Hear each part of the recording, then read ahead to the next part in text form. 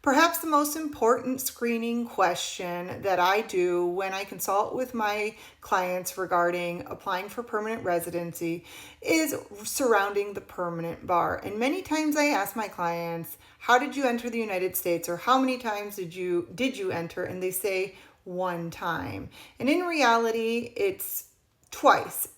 Because they were detained, they were detained by immigration, they were removed, and then they re-entered without inspection. And in that circumstance, those clients are going to be permanently barred. In other words, they are going to have the permanent bar, and in order to apply for permanent residence, they would need to leave the United States for at least 10 years. There is essentially no waiver for the permanent bar.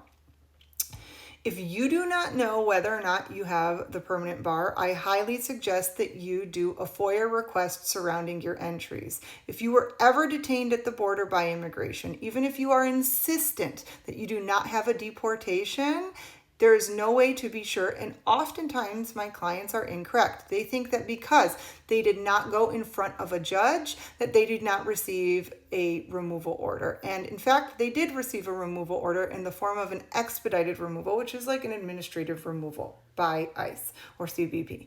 So if you were ever detained by immigration, even if you are certain that you don't have a removal order, unless you have gotten results from FOIA requests, you've run fingerprints, and it's confirmed that in fact you only have a voluntary return, and then you re-entered, you run a risk of applying for something that you will be denied for, and then later possibly stuck outside of the country if you're doing a consular process. So again, this is probably the most important screening that I do in my consultations, and I strongly suggest you do a FOIA request prior to doing a consular process or a waiver of inadmissibility, because the waiver will only waive one unlawful entry and, that subsequent stay. I hope this helps.